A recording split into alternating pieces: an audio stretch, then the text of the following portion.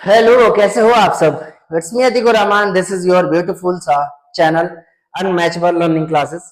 और आज हम स्टार्ट करने वाले हैं क्या, applications of dynamics of circular motion. बोलो एप्लीकेशंस। एप्लीकेशंस बहुत सारे हैं। पहला है conical pendulum. What is conical pendulum, one by one सारी चीजें जानेंगे। और how to find a time period of a conical pendulum. और next topic is death well और मिनिमम स्पीड कितनी होनी चाहिए। और एक हमारे पास मौत में कुआं में एक गाड़ी चलाने के लिए, टू व्हीलर चलाने के लिए, फोर व्हीलर चलाने के लिए आपके पास कितना मिनिमम स्पीड होनी चाहिए, वो फिजिक्स से ही डिसाइड किया जाएगा। उसके बाद सेंट्रीफ्यूगल फोर्स का कॉन्सेप्ट देखने वाले हैं। और यहाँ पे turning of a car on a curve, ये v इज लेस देन और equal to under root mu G R, आप लोगों ने देखा होगा ये। तो वन बाय वन सारी चीजें यहाँ पे पढ़ेंगे। उसके बाद हम लोग banking of a car on a curve देखने वाले। तो यहाँ पे स्टार्ट करने वाले हैं। Let's start conical pendulum. Are you readies? Are you readies कि नहीं? Are you readies? तो आर यू रेडीज? तो अगर आप लोग रेडी हो तो हम लोग स्टार्ट करने वाले हैं। कॉपी और पेन निकाल लो और बेहतरीन तरीके से हम लोग सीखने वाले हैं। Let's start conical pendulum. Conical pendulum होता क्या है, पहले तो first of all normal pendulum के बारे में बात करते हैं। एक नॉर्मल पेंडुलम क्या होता है, ये अपन लोग के पास यहाँ पे आप देखे होंगे कि यहाँ पे आप एक धागा को एक बॉल से अटैच कर दो, एक धागा को यहाँ पे एक बॉल से अटैच कर दो। और यहाँ पे आप थोड़ा सा यहाँ पे फोर्स अप्लाई करोगे, थोड़ा सा आप फोर्स अप्लाई करोगे तो ये बॉल हमारे पास कुछ इस तरीके से ऑसिलेशन करने वाला है। ऑसिलेशन करेगा मतलब दो एक्सट्रीम पोजीशन के बीच में इसका ऑसिलेशन होगा।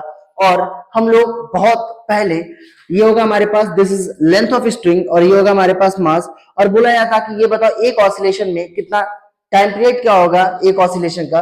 तो एक ऑसिलेशन टाइम पीरियड का मतलब क्या होगा, time taken to complete one oscillation, मतलब एक ऑसिलेशन में जो टाइम लगता है उसको हम लोग क्या बोलते हैं, टाइम पीरियड। तो यहाँ पे हमारे पास टाइम पीरियड का फॉर्मूला आया करता था, t is equal to 2 pi under root L by G. t is equal to 2 pi under root L by G. बोलोगे सर कौन सी बड़ी बात है, ये तो मतलब सबको पता है, ये तो सबको पता है। सेम यही चीज होने वाला है, बस वहां पे फर्क क्या है, लट्टू देखो, लट्टू लट्टू है अपन लोग के पास। तो अपन लोग क्या करने वाले हैं, बहुत ध्यान से समझियो। हमारे पास क्या है, इस तरीके से हमारे पास क्या है, एक तरीके का हॉरिजॉन्टल सर्कुलर मोशन। यहाँ पे अपन लोग के पास क्या करने वाले हैं, धागा यहाँ पे लपेटने वाले। बहुत ध्यान सुनना, ये अपन लोग के पास है यहाँ पे धागा। धागा कहाँ है भाई, धागा लेके आ जाए, धागा लेके आ जाए, धागा लेके आ गया। यहाँ पे मैं इसको फिक्स कर दिया। फिक्स करने के बाद यहाँ पे देखा गया यहाँ पे इस तरीके से, और ये अपन लोग के पास ऐसे। ठीक, यहाँ तक क्लियर। अब यहाँ तक अगर क्लियर है तो यहाँ पे देखोगे कि हम लोग क्या कर रहे हैं, ये बॉल है अपन लोग के पास, ये बॉल है। इस बॉल को हम लोग ऐसे पकड़ के, ये बॉल है अपन लोग के पास, इसको बॉल को अपन लोग ऐसे कर रहे हैं, ऐसे नचा रहे हैं। समझ में आ रहा है? ऐसा लगा लट्टू है, लट्टू के तुम्हारे पास सरकमफ्रेंस पे स्लैंट हाइट पे हम लोग एक रस्सी को, एक स्ट्रिंग को हम लोग वहां पे बांध के और एक बॉल को अटैच करके वहां पे रोल कर रहे हैं इस तरीके से। मतलब ये क्या कर रहा है अपन लोग के पास, हॉरिजॉन्टल सर्कुलर मोशन। मतलब हॉरिजॉन्टल मतलब इस प्लेन को क्या बोलते हैं, हॉरिजॉन्टल प्लेन। इस प्लेन को क्या बोलते हैं, वर्टिकल प्लेन। मतलब ये हॉरिजॉन्टल सर्कुलर प्लेन बोलते हैं। और ये बताओ, ये हमारे पास कौन से एक्सिस के अबाउट ये पूरा का पूरा बॉल रोटेट करने वाला है, ये इस एक्सिस के अबाउट करेगा और ये इस एक्सिस के अबाउट करेगा। तो मैं बोला यहां से यहां तक का डिस्टेंस हमारे पास स्मॉल आर है, और ये डिस्टेंस, ये जो स्ट्रिंग की लेंथ है वो हमारे पास एल है। लेट अस सपोज ये वर्टिकल से जो एंगल बना रहा है, वर्टिकल से जो एंगल बना रहा है उसको बोलते हैं यहाँ पे थीटा, और ये इस डायरेक्शन में मूव करेगा। अब बोलोगे अच्छा तो मूव करेगा तो भाई साहब वेलोसिटी, इसका मतलब वेलोसिटी इधर रहेगा। बोलोगे इसका वेलोसिटी इधर रहेगा, इसकी वेलोसिटी ऐसे रहेगी, इसकी वेलोसिटी ऐसी रहेगी। कुछ इस तरीके से आपको वेलोसिटी का डायरेक्शन बनाने को आपको मिल सकता है, और ऐसा दिखेगा बहुत सारे बुक्स के अंदर। ठीक, तो ये हमारे पास ये हमारे पास है v। बोला क्या इसका टाइम पीरियड क्या होगा, मतलब जब ये बॉल ए पोजीशन है हमारे पास, दिस इज ए पोजीशन से फिर ए पोजीशन तक आने में ये बता कितना टाइम लगता है, उसको हम लोग क्या बोलते हैं, टाइम पीरियड बोलते हैं, और उसको एक ऑसिलेशन भी बोलते हैं। अब अच्छा ये तो समझ गया सर, इसमें कौन सी बड़ी बात है, समझ तो गए, बहुत अच्छी बात है।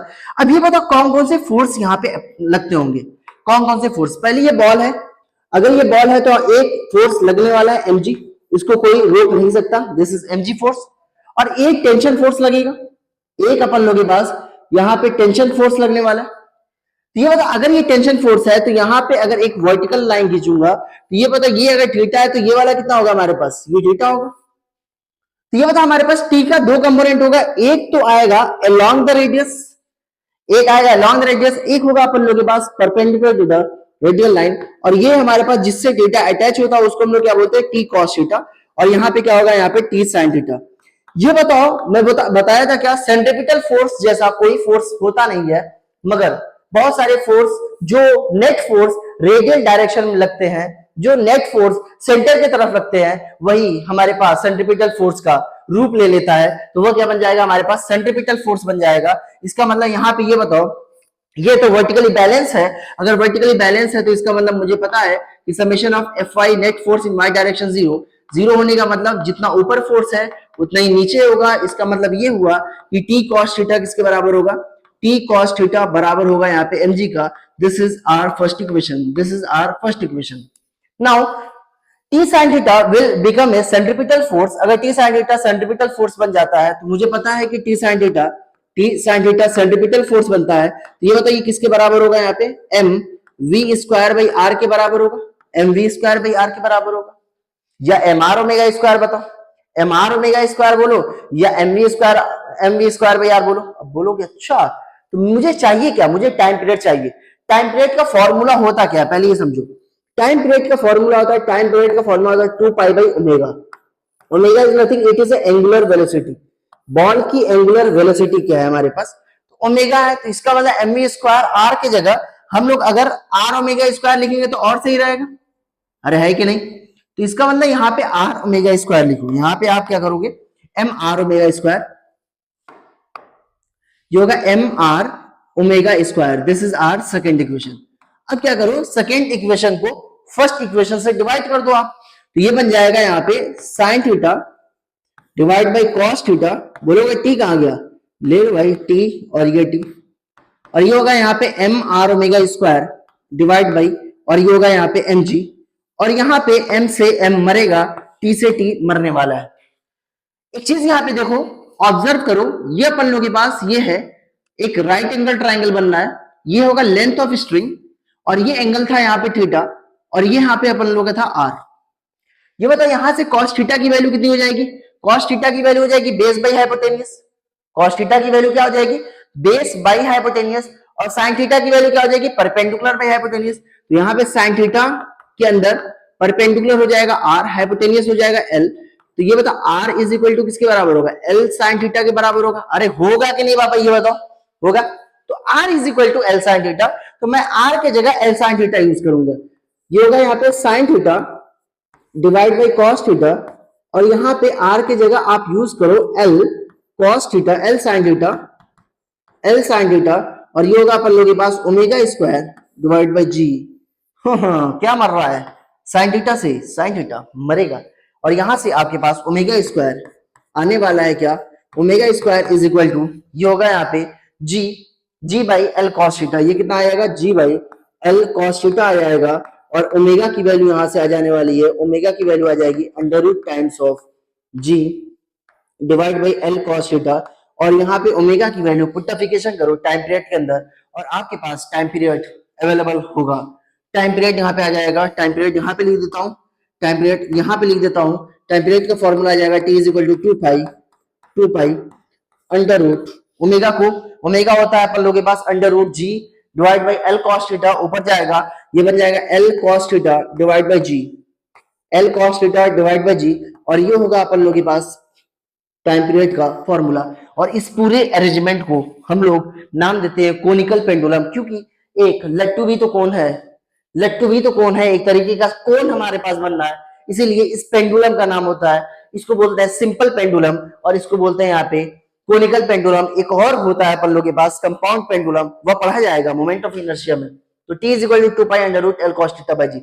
यहां तक क्लियर हुआ कि नहीं, यहां तक क्लियर। अब बोलोगे सर ये कैसे आ सकता है, थीटा की वैल्यू अगर 0 करोगे तो ये बताइए स्ट्रिंग सीधी हो जाएगी, मतलब ये सिंपल पेंडुलम बन जाएगा। सिंपल पेंडुलम होगा तो cos 0 की वैल्यू कितनी हो जाएगी 1, तो ये होगा t is equal to 2 pi under root L by G. अरे सही है, वीडियो सही चल रही है, एकदम परफेक्ट चल रही है, एकदम परफेक्ट परफेक्ट परफेक्ट। यहां तक थोड़ा सा बस यहां तक क्लियर, ओके। आगे चलते हैं, आगे चलते हैं। उसके बाद हम लोग देखते हैं मौत का कुआं। मौत का कुआं कहां गया भाई? मौत का कुआं, death well. Okay, death well. तो यहां पे स्टार्ट करते हैं टॉपिक, डेथ वेल। यहां पे होता है यहाँ पे डेथ वेल, इसको बोलते हैं यहाँ पे मौत का कुआं। मौत का कुआं, मौत का कुआं।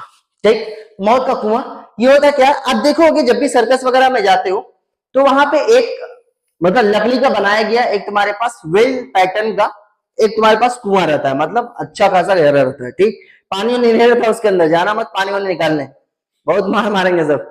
तो यहाँ पे क्या है कि आपके पास एक कुआं है और उसके अंदर क्या होगा, मतलब पूरा लकड़ी से बनाया जाता है। अब वहां पे क्या है अपन लोगों के पास, उसको डेथ वेल इसलिए बोलते हैं क्योंकि भाई मौत ही का एक खेल है। उसके अंदर जो बाइक सवार होता है उसको लेकर तुम्हारे पास ऐसे ऐसे पेरीफेरी पे नचता रहता है। अगर ये बता पूरा घूम रहा है, पूरा घूम रहा है तुम्हारे पास, ये बता अगर पूरा घूम रहा है तो ये बता ऐसा ऐसा होता है क्या वो धीरे स्पीड में घूमता है ना, बहुत तेज स्पीड में घूमता है, देखोगे। कार भी कभी कभी घुमाया जाता है, कार भी। तो समझ जाओ अगर गिर गया तो क्या होगा, गिर गया तो समझ में आ रहा है, जबड़ा वबड़ा सब हिल जाएगा उसका। तो उसका अपन लोग खेल देखते हैं कि मिनिमम स्पीड कितनी होनी चाहिए कि व्हीकल वहां से स्लिप ना करे, वहां से स्किड ना करे। तो यहाँ पे स्टार्ट करते हैं। यहाँ पे कुछ कहानी इस तरीके से है भाई साहब, स्टार्ट करते हैं। यहाँ पे ये हो गया अपन लोग के पास कुछ ऐसा, ये दो लाइन ऐसे बनी और अपन लोग के पास ये हुआ अपन लोग के पास कुछ इस तरीके से। ठीक, और यहाँ पे बाइक सवार इस तरीके से रहता है। यहाँ पे बाइक सवार भाई साहब बैठा रहेगा, अब बोलेगा मैं तो चलाएगा इसको, मैं तो चलाएगा बाइक। अब ये धीरे धीरे लेके जाएगा इस तरीके से, फिर ये पूरा पेरीफेरी पे घूमेगा और इस तरीके से घूमते घूमते घूमते घूमते घूमते ऊपर जाएगा, ऊपर जाएगा, ऊपर जाएगा, फिर ये नीचे आएगा, नीचे आएगा, नीचे आएगा, इस तरीके से। है कि नहीं, देखो कि नहीं ये?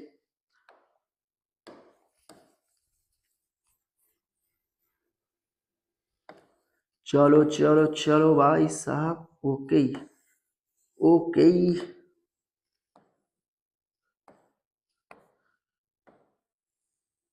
ठीक, यहां तक क्लियर। अब देखो, जैसे ही बाइक, और हम लोग को पता है कि कोई भी ऑब्जेक्ट को हम लोग कैसे रिप्रेजेंट करते हैं। कोई भी ऑब्जेक्ट, मान लो ये बाइक हमारे पास यहाँ पे पहुंच गया। अब मुझे पता, अरे अरे ये कहाँ क्या हो गया, तो ये बता, मुझे पता है कि कोई भी ऑब्जेक्ट को आप कैसे रिप्रेजेंट करोगे। एक पॉइंट ऑब्जेक्ट, मान लो ये हमारे पास पॉइंट ऑब्जेक्ट ये है, अपन लोग के पास बाइक सवार यहाँ पे पहुंच गया। ये बता, जब बाइक सवार यहाँ पे पहुंचेगा तो क्या क्या लगने वाला है यहाँ पे? एक तो फोर्स लगेगा अपन लोग के पास mg, एक तो फोर्स लगने वाला है mg, और एक दीवार से ये जो बाइक सटी है वहां पे हमारे पास क्या लगने वाला है, नॉर्मल रिएक्शन। ये होगा यहाँ पे एक नॉर्मल रिएक्शन लगेगा। मगर ये है कि ये बताइए बाइक गिर क्यों नहीं रही है, बाइक गिर क्यों नहीं रही है? Because of friction. फ्रिक्शन तुम्हारे पास mg को बोल रहा है कि भाई तुम उसको लेकर नीचे जाओगे, बाइक को तुम नीचे ले जाने की कोशिश कर रहे हो।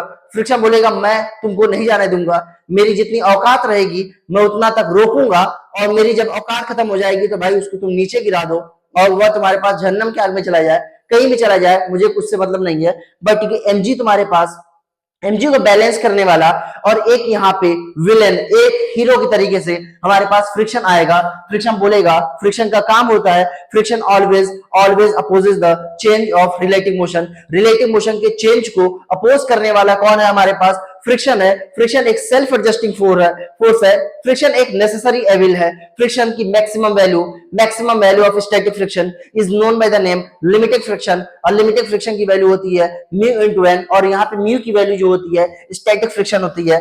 तो यहाँ पे बोलेगा, ये फ्रिक्शन बोलेगा भाई साहब मैं हूं ना, मैं हूं, काहे घबरा रहे हो, मैं हूं फ्रिक्शन। तो बोलेगा ये फ्रिक्शन ये काम कैसे करता है? बहुत ध्यान सुनना ये चीज, बहुत ध्यान से सुनना ये चीज। मान लो ये अपन लोगों के पास यहाँ पे एक ब्लॉक रखा हुआ है, बहुत ध्यान सुनना, ब्लॉक रखा हुआ है। मैं बोला ये ब्लॉक का मास हमारे पास 10 kg है, ये ब्लॉक का मास 10 kg है, बहुत ध्यान सुनना।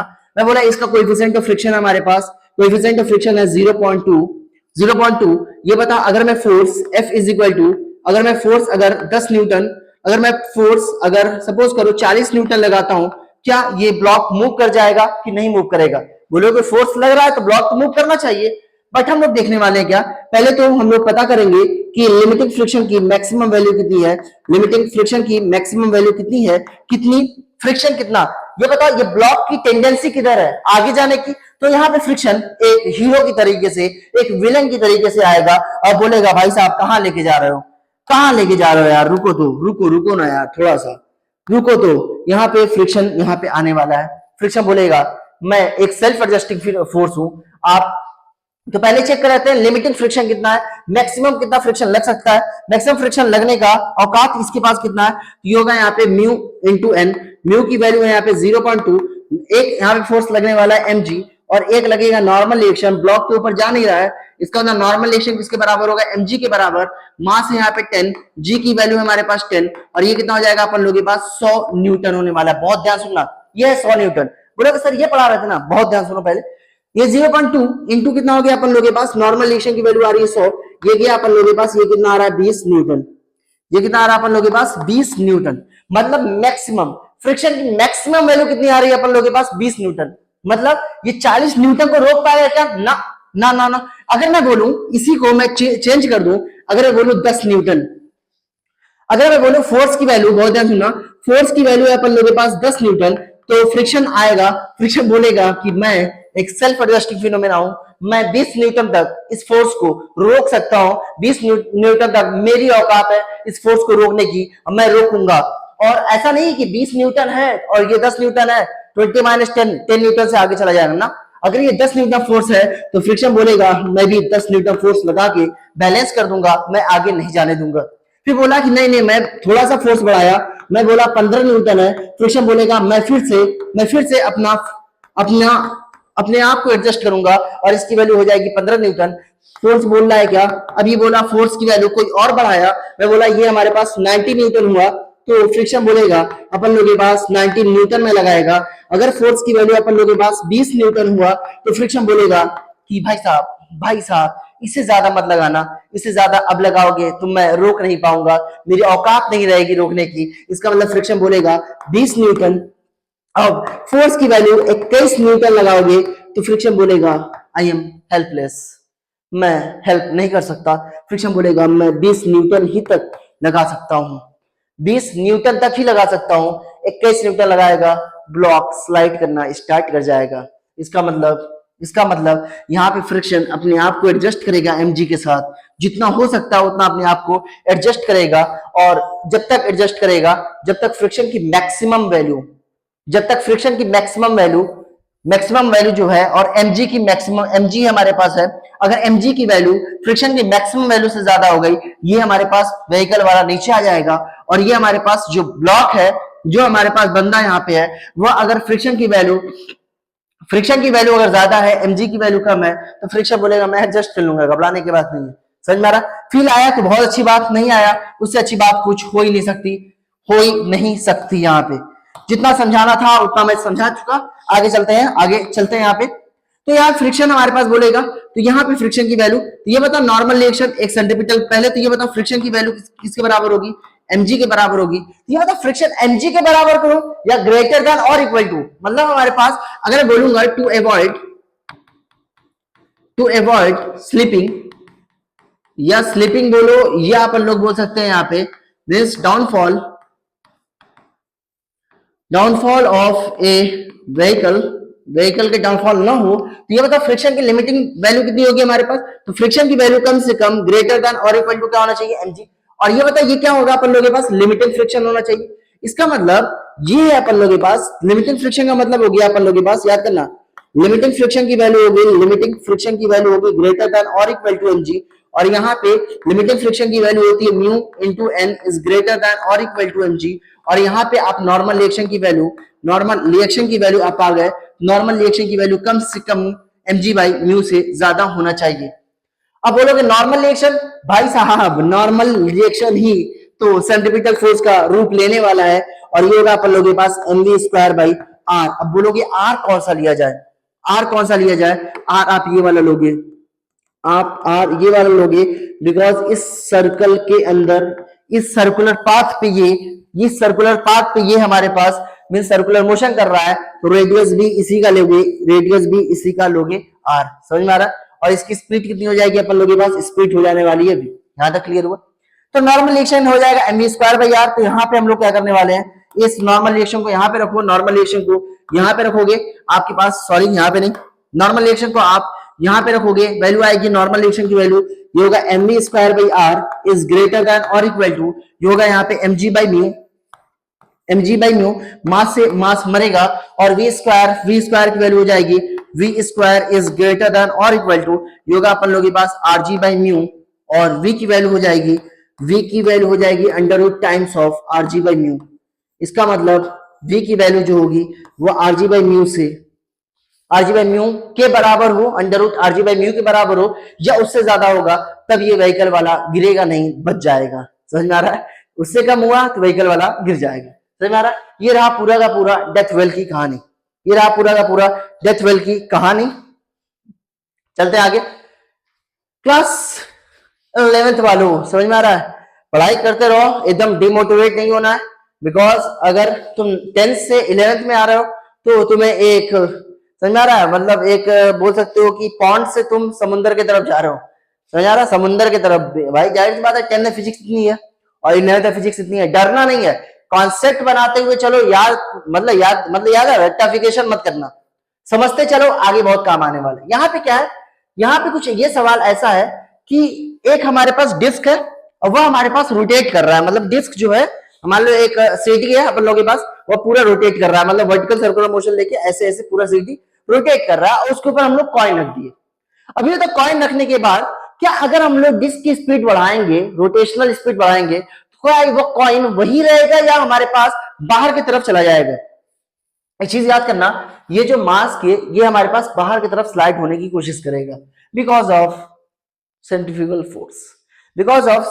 फोर्स।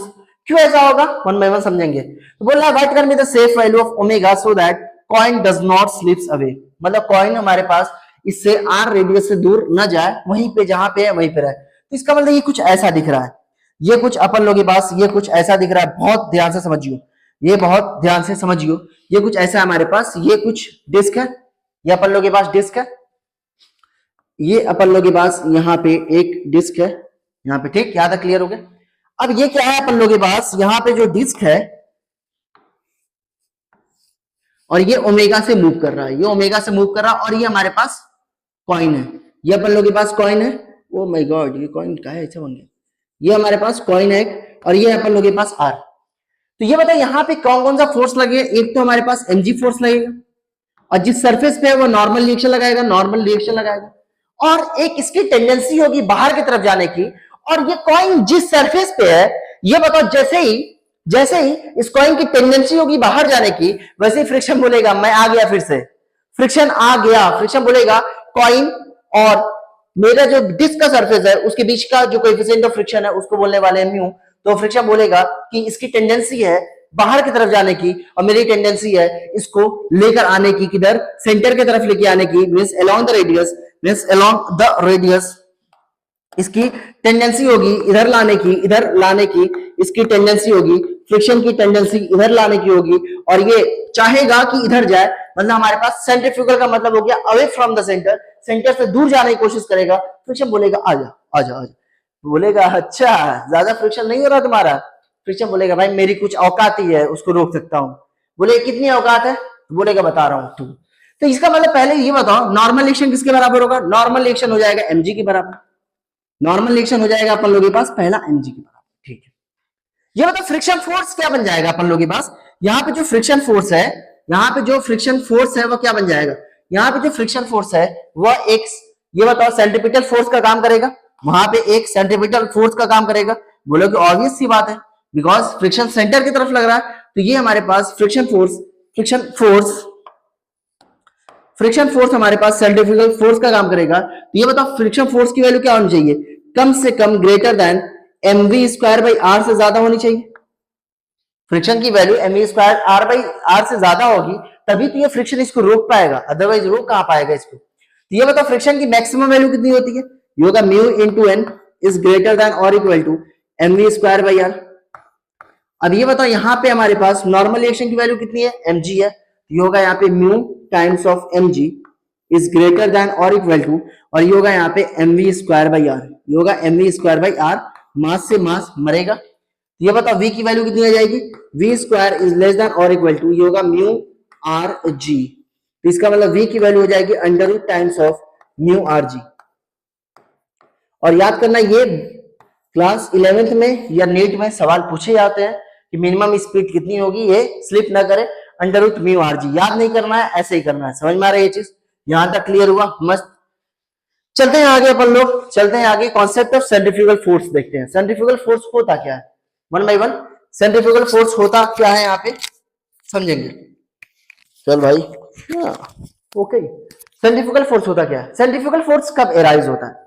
सेंट्रीफ्यूगल फोर्स का पहले वन बाय वन हम लोग चीज देखते हैं। सेंट्रीफ्यूगल फोर्स का जो फॉर्मूला होता है, सेंट्रीफ्यूगल फोर्स का जो फॉर्मूला होता है उसको हम लोग बोलने वाले हैं क्या, दिस सेंट्रीफ्यूगल फोर्स, ये होगा minus M times of A C.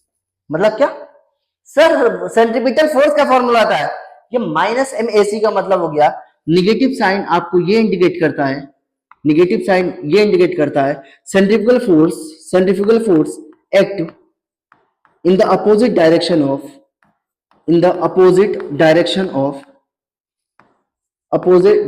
of centripetal acceleration। Centripetal force के अपोजिट डायरेक्शन में ये एक्ट करता हुआ दिखेगा। बोलोगे सर ये सेंट्रीफ्यूगल फोर्स आया क्यों? याद करना हमारे पास दो रास्ता है, अपन लोगों के पास दो रास्ता है। आप दो तरीके से ऑब्जर्व कर सकते हो, आप दो तरीके से ऑब्जर्व कर सकते हो। पहला तरीका क्या है, मान लो सपोज करो ये हमारे पास एक अपन लोगों के पास बंदा है, ये बॉल पे बैठा हो, ये बॉल है हमारे पास, और ये बॉल हॉरिजॉन्टल सर्कुलर मोशन कर रहा है, ये बॉल हमारे पास हॉरिजॉन्टल सर्कुलर मोशन कर रहा है। बहुत गंदा लग रहा है ये बॉल। चलो चलो चलो बाबा, ठीक। ये बॉल अपन लोग के पास हॉरिजॉन्टल सर्कुलर मोशन कर रहा है। यहाँ पे बोलोगे ठीक है कोई बात नहीं, हॉरिजॉन्टल सर्कुलर मोशन कर रहा है। हमारे पास दो ऑब्जर्वर हो सकते हैं। पहले ऑब्जर्वर मान लो हमारे पास सेंटर है ओ, ये हमारे पास सेंटर है ओ, और ये हमारे पास मूव कर रहा है, कुछ वेलोसिटी से मूव करेगा भी। हमारे पास दो ऑब्जर्वर है, एक पहला ऑब्जर्वर है। पहला ऑब्जर्वर मान लो हमारे पास ऑब्जर्वर नंबर 1, ये हमारे पास ऑब्जर्वर नंबर 1 है हमारे पास। ऑब्जर्वर नंबर 1 क्या बोलेगा, ऑब्जर्वर नंबर 1 ये बोलेगा कि भाई साहब पहले मैं बाहर से देखूंगा, मतलब आप बॉल पे ना आके आप बाहर से देखो, आप बाहर से इसको विजुलाइज करो। तो बोलेगा ठीक है, बाहर से विजुलाइज करेगा तो वह क्या बोलेगा कि सिर्फ एक ही फोर्स है, टेंशन फोर्स, इसको अंदर की तरफ ले जाने की कोशिश कर रही है। ये टेंशन फोर्स इधर लगेगी, इसका मतलब यहाँ पे जो टेंशन फोर्स है, यहाँ पे टेंशन फोर्स है, और टेंशन फोर्स किसके बराबर होगा, यहाँ पे mv स्क्वायर बाई आर के बराबर होने वाला है। ठीक, तो ये तो बाहर से है, बाहर से चीज दिख रही है यहाँ पे, और बाहर से ये देख रहा है कि ये एक्सिलरेटेड मोशन में है। ये बताइए एक्सेलरेटेड मोशन में है कि नहीं? ये बॉल तो एक्सेलरेशन, मतलब बाहर से अगर देखिएगा बोलेगा ये सिंपल तुम्हारे पास मूव कर रहा है यहाँ पे, और यहाँ पे हमारे पास एक टेंशन फोर्स लग रहा है। बट अगर हमारे पास ऑब्जर्वर नंबर ये हमारे पास outside to the ball, outside हमारे पास ऑब्जर्वर नंबर 1, ऑब्जर्वर नंबर 2 को आप बोलोगे आप बॉल पे इस ऑब्जर्वर को बैठा दो, बॉल पे इस ऑब्जर्वर को आप बैठा दो। हाँ कौन? ऑब्जर्वर को आप यहां पे बैठा दो। आप जैसे ही ऑब्जर्वर को इस बॉल पे बैठाओगे, ये बताओ ये ऑब्जर्वर, क्योंकि ये जो फ्रेम पे है हमारे पास, ये जो ऑब्जर्वर इस बॉल पे बैठा है, तो ये कौन से फ्रेम में आ गया, एक्सिलरेटेड फ्रेम में आ गया, मतलब नॉन इनर्शियल फ्रेम में आ गया। नॉन इनर्शियल फ्रेम का मतलब क्या हो गया, एक्सिलरेटेड फ्रेम, मतलब वहां पे एक्सेलरेशन की वैल्यू क्या होगी, 0। अगर हमारे पास ये एक्सिलरेटेड फ्रेम में है तो ये बंदा बोलेगा भाई साहब यहाँ पे हमारे पास कोई ना कोई फोर्स लगा रहा है बाहर की तरफ, कोई ना कोई एक फोर्स लगा रहा है बाहर की तरफ, बट बोलेगा कि मेरा तो नेट फोर्स 0 है, मैं तो ये बता मैं बाहर की तरफ टेंडेंसी है जाने की, मगर मैं वहीं पे रुका हुआ हूं, मैं आगे नहीं बढ़ रहा हूं ना पीछे बढ़ रहा हूं। इसका मतलब यहाँ पे अपन लोगों के पास इस बॉल पे, इस ऑब्जर्वर पे एक हमारे पास फोर्स लग रहा होगा, इस फोर्स का नाम होगा अपन लोगों के पास mv स्क्वायर बाई आर।